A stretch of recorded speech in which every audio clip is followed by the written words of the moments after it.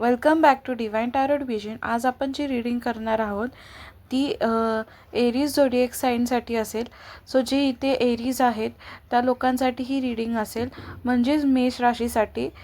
So तुमचे जे काही क्वेरीज असतील ते तुम्ही मनातल्या मनात 3 टाइम बोलू शकता आणि आपण किंवा तुम्ही तुमचंच नाव 3 वेळा रिपीट करू शकता, सो दॅट तुम्ही या एनर्जीजला कनेक्ट करू शकता। आणि जर तुम्ही व्हिडिओ बघत आहात तर व्हिडिओ लाईक करा, सो दॅट तुमचे एनर्जीज आपण इथे कनेक्ट करू शकतो आणि तुम्हाला एक प्रॉपर गायडन्स भेटेल।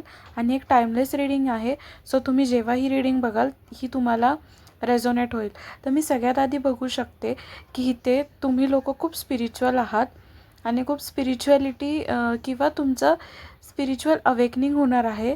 तुम्ही स्पिरिच्युअल गोष्टींच्या मार्गी लागणार आहात आणि मी हेही बघू शकते की अचानक तुमची लाईफ इतकी बदलून जाईल, तुम्हाला हव्या असणाऱ्या गोष्टी फ्रिक्वेंटली तुम्हाला भेटायला चालू होतील आणि तुम्हाला समजणारही नाही की तुमच्या लाईफमध्ये इतके चेंजेस कसे काय यायला लागलेले आहेत। त्यासोबत तुम्हाला काही गोष्टींचा बॅलन्स मेंटेन करून ठेवावा लागेल लाईफमध्ये। मे बी आता प्रेझेंटमध्ये तुमच्या लाईफमध्ये खूप अप्स अँड डाऊन्स आहेत, त्यासाठी तुम्हाला सगळ्यात आधी बॅलन्स मेंटेन करणं खूप महत्त्वाचं आहे।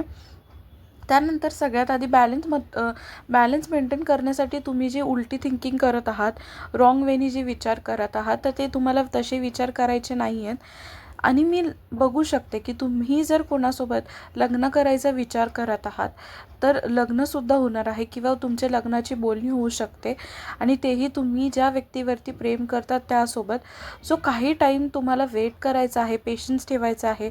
तुम्हाला जशा गोष्टी हव्यात तशाच होणार आहेत, पण ह्यासाठी तुम्ही तुमची नेगेटिव्ह थिंकिंग बंद करायची आहे, गोष्टींना बॅलन्स करायचं आहे। आणि अप्स अँड डाऊन्स प्रत्येक रिलेशनशिपमध्ये येतात, सो त्याला इग्नोर करायचं आहे।